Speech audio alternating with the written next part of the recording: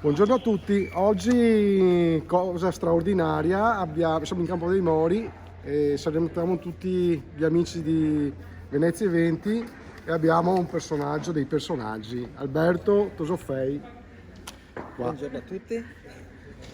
Ed è veramente un piacere averti qui nel nostro campo perché abitiamo vicini. Ecco, Alberto, rompiamo subito il ghiaccio. Allora, quando tu eri piccolo e giocavi in campo, le tue emozioni, cosa rappresentava il campo per te? Il campo è un po' tutto, nel senso è il mondo, è il primo mondo che conosci. E la dimensione del campo, che a Venezia logicamente pedonale, però è aperta, appunto, no? È pubblica, non è l'oratorio, per quanto avessimo anche il patronato, così che si chiama a Venezia, che è l'altra forma. È la prima socialità.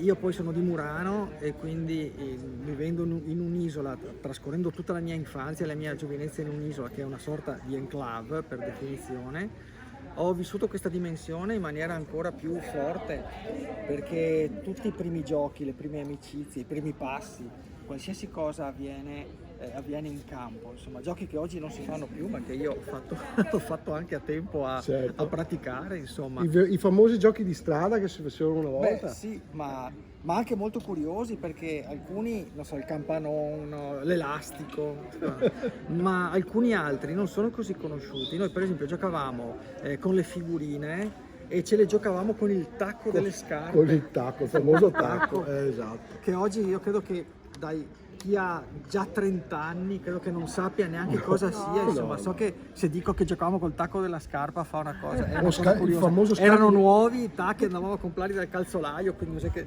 non li staccavamo dalle scarpe del papà, però il tacco era, no, e quindi tutti questi momenti, no, di socialità, di gioco, di apertura al mondo, che poi era anche apertura al mondo degli adulti, no? Ci hanno fatto crescere. A Venezia si cresce per strada, c'è poco da fare. Sembra brutto a dirti sì, ma è la verità. Ma forse è anche un grande regalo che ci dà questa città, perché impariamo già a comunicare con gli altri in maniera molto più sincera, espansiva, abbiamo la capacità di ascoltare anche. E il campo è quello che ci portiamo per tutta la vita. Le nostre giornate a Venezia cambiano a seconda di chi incontriamo per strada, cosa che altrove non è sempre possibile, perché tu prendi l'auto e vai da un posto all'altro e se non incontri nessuno e nessuno puoi incontrare, la tua giornata non cambierà se tu non vuoi. Qua anche se non vuoi la tua giornata cambia.